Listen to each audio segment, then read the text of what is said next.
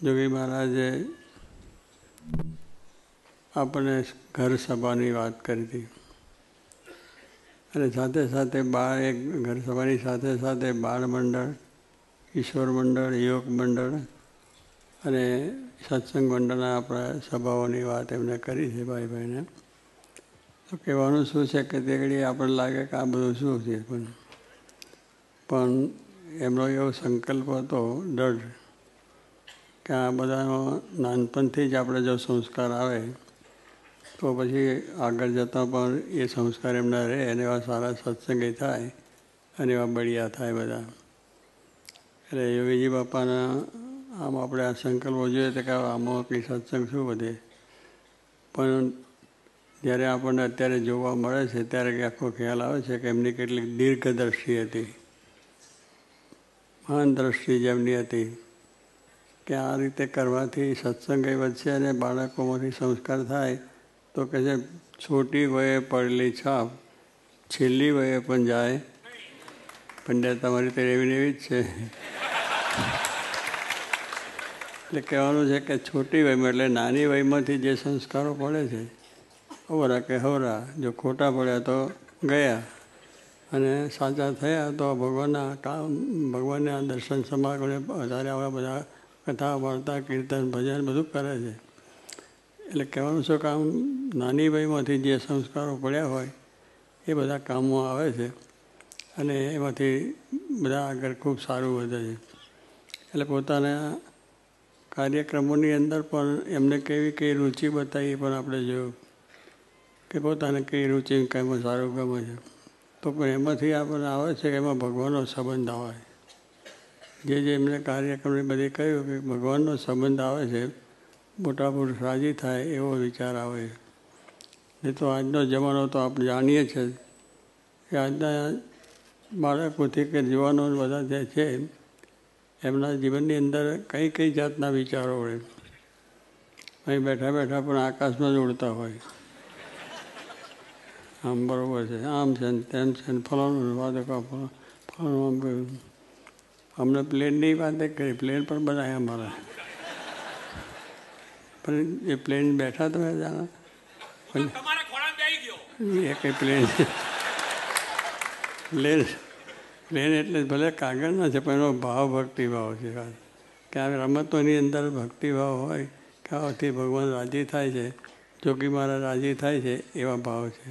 એટલે જે સંસ્કાર પડ્યા છે એ બધી રીતે કામ આપે. પછી મોટા થાય છે, બસ સારામાં સારો અભ્યાસ કરે છે, બધાની રુચિ થાય છે કે આપણે સારો અભ્યાસ કરવો છે. એની રમતો કરે છે તો રમતોની અંદર પણ ભગવાનને સંતનો સંબંધ આવે. એટલે પેલો જે સંસ્કાર છે એ બધા મોટો થતાં પણ એ સંસ્કાર વધે છે, સત્સંગ થાય છે. પછી ભગવાનના પુસ્તકો વાંચવાની વાત આવી તો પણ એવા ધાર્મિક પુસ્તકો અને પછી એ પ્રમાણે ઘણી વસ્તુ આપણે જોઈ છે. તો એ જોગી બાપાનો જે સંકલ્પ છે એ આપણને આજે જોવા મળે છે કે કેવો મહાન સંકલ્પ, કેટલા દીર્ઘદ્રષ્ટા અને દરેકના ઉપરનો પ્રેમ.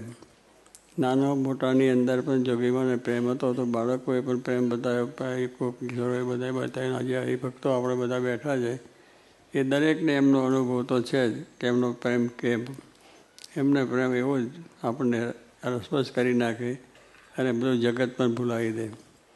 દરેકના પ્રત્યે પ્રેમ એમનો. પછી એમને તો આમ નાના હોય કે મોટા હોય કે નાત જાતના ભેદ વગર દરેકના ઉપરનો પ્રેમ હતો. આપણે જોયું બધા જોગી બાબા એટલે બોલાવે, બીજો ત્રીજો કામ કરે અને બાળકો આવે એટલે પછી એક ધબ્બો મારે, પછી એના કોણ ચાલે મોમ ચાલે એમ બધું એમનો એવું હાથ કરે તો બાળક રાજી થઈ જાય અને પછી મોટાને પણ એનો એ થઈ જાય. એટલે આ કહેવું છે કે આમ મોટા પુરુષોની રીત છે અને ભગવાન આપણને રાજી થાય એવું કર્તવ્ય નાનેથી. એટલે મેં કહ્યું ને, છોટી વયે પડેલી છાપ છેલ્લી વયે પણ ના જાય. જો છે નાનપણથી જ આ સંસ્કાર, મંદિર જવું, માળા કરવી, પૂજા કરવી, સ્વામી અને એવા બધા સ્વામી બધું શીખવાડતા. અને જ્યારે ગામડે જાય ત્યારે પણ બધા બાળકોને સાંજે સંધ્યા આરતી હોય ને, સંધ્યા આરતી મંદિરોમાં થાય તો ત્યાં બધા બહેન છોકરા આવે તે શું છોકરાને આવવાનું કારણ શું? પ્રસાદ ખાવા મળે. પંડ્યા પછી પ્રસાદ મળે ને એટલે એટલે આવે અને પછી આરતી થાય એટલે પછી સ્વામી છે બધે બેઠા બધા બેહાડે અને બોલાવે પછી છોકરાને અને બોલા છોકરાને પછી શું કહે અક્ષર અને પુરુષોત્તમ, આત્મા ને પરમાત્મા, બ્રહ્મ અને પરબ્રહ્મ આવું બોલે છોકરા. બોલો સ્વામિનારાયણ અક્ષર અને આત્માને બ્રહ્મને. હવે આ મોટું જ્ઞાન જબરજસ્ત કહેવાય છે, મોટાને મળવું પણ ખરે સમજાવવું કઠણ છે. એ નાનપણથી જ દોષમાં નાખ્યું કે ઘર થૂથીમાંથી આ સંસ્કારની વાત કે બોલાવે છે અને પેલા છોકરા આવી રીતે બોલે કરે એમ કરે અને એવી રીતે જ કંઈક ભગવાનના સંબંધવાળો થઈ જાય.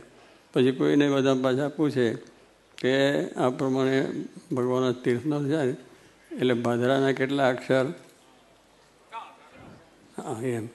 પછી છપૈયા 3, પછી એ ક્યાં બચમાં લાવવા? તો તમે પંડ્યા હાવ ફેલ ગયા, હાવ ફેલ જ ગયા તમે. બધે 3 અક્ષર આવે એવી વાત કરે જોગી મહારાજ. ભાદરા છે દસ થયા બધા એટલે ફેલ નથી.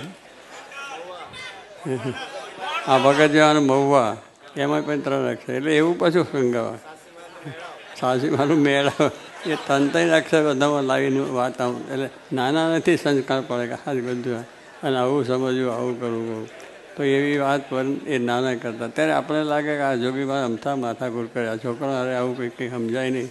પણ એમની વાત દ્રષ્ટિ હતી, એમને બધું આગળ દેખાતું હતું. આપણે ન દેખાય નહીં એટલે આપણને આવા શંકા થયા છે. પણ એમણે જે આ કામ કર્યું છે તો આજે એનો ફળ આપણે ખાઈએ છીએ.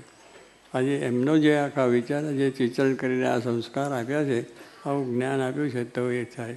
તો કહેવું ને કે આત્મા પરમાત્માનું જ્ઞાન નહીં શીખવું છોકરાને પડે, પણ આત્માને પરમાત્મા પછી આપણે આત્મા છે, ભગવાનના ભક્ત છે, આવી બધી વાતો કરી કરે એટલે છોકરાને આથી પણ ડર થઈ જાય તો મોટો થયો હોય તો પણ પેલા શબ્દો પડ્યા હોય તો કામ આવે. એટલે એવી રીતે અમને આપણા જોગી મહારાજે આપણને આ જ્ઞાન કરીને કામ કર્યું છે. અને ઘર સભાની વાત પણ એમને કરી હતી. એ પણ એમાં આપણે જોયું કે ઘર સભા કરવાથી પણ ઘણી પ્રશ્નોનું નિરાકરણ થઈ જાય છે. સારું પેલા ગ્રસ્તાશ્રમ તો છે એટલે કંઈ પ્રશ્નો તો થાય જ, પણ એ પ્રશ્નોના પણ ઉકેલને માટે સ્વામી એક જ બતાવ્યું કે તમે ઘર સભા જ કરો. અને ઘર સભા મારા વચનામાં છે, વાતો છે, બીજું છે, ત્રીજું વાંચો અને એમાંથી સારી રીતે ધીરે ધીરે થાય. અને એવું ઘણા આપણે જોઈએ ને આપણે ખબર પડે છે કે ઘણા કુટુંબની અંદર આમાં સારો સંપ થયો છે અને કેટલાક પ્રશ્નોનું નિરાકરણ થયું છે. એટલે આપણે પ્રકાશમાં બધાએ વાંચ્યું હતું ઘણા ભાઈઓનું. તો કહેવાનું છે કે આપણને એમ લાગે કે આવી આ વસ્તુમાંથી કંઈ સત્સંગ થતો હોય છે, આવી રીતે કંઈક એમનું કામ થતું હોય છે. પણ એમની દ્રષ્ટિ હતી કે આ જે આપણું સાહિત્ય છે આ જાતનું હોય છે. આ જે સાહિત્ય કેવું વંચાય છે આપણે જાણીએ છીએ. બારલું એવું જ રજોગુણી હોય, ઘણી જાતની અશ્લીલ હોય, બધું હોય એ ગમે આપણને. અને છોકરાને એ સંસ્કાર પડે પહેલેથી જ આ બાર કોલેજોમાં BA ભણવાનું થાય છે એટલે એની અંદરથી બધા આવા કુસંગના ફેલ ને ફતું ને બધું થઈ જાય. પણ જો પાયા નાનપણથી પડ્યા છે તો એને પહેલાં ત્યાં ગમે ત્યાં ભણવા જાય તો એ પણ આ નિયમ બધા રાખે.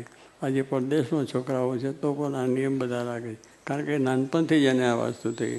એટલે છોટી વયે પડેલી છાપ છેલ્લી અને એ આમ સૂત્ર છે એ બહુ ઉપયોગી. એટલે આજે અત્યારે પણ આપણે આ વસ્તુનું બરાબર ધ્યાન રાખીને ઘર સભાની વાત તો છે તો આપણે જરૂર કરજો જ. ના થતી હોય એને કરવાની છે, અને થયું એને માટે બધું ભગવાન રાજી થાય.